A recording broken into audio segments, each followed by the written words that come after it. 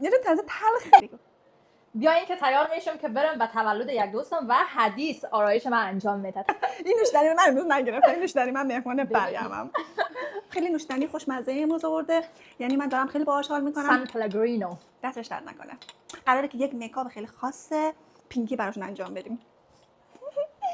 این خوب بود. این خوب بود.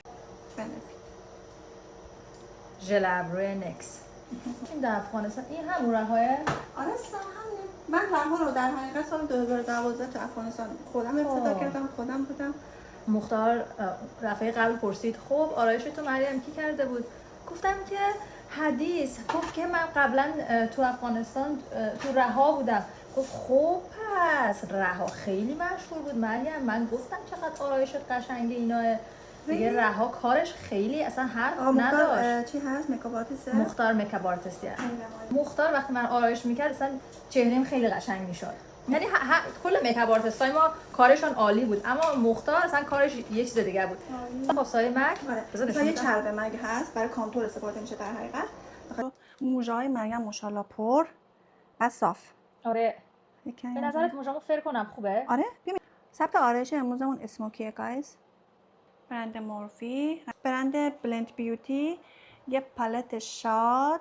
من همیشه بچه‌ها اینو با تاچ دست میزنم به خاطر با اینکه گرمای دست باعث میشه که خیلی خوب جذب اون قسمت از چشم بشه. امروز 2 تا میکاپ به حدیث میکس کرده. ببینید این نارس شماره 4.5، اینم دیور شماره 1.5.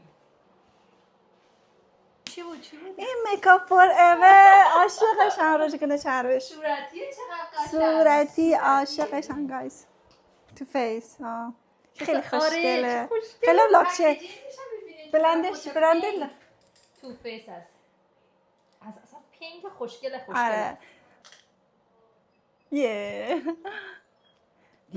بچه دیوره شدی. حدیث خوشخنده است یا نه؟ من خیلی آدم با تو آن میشه.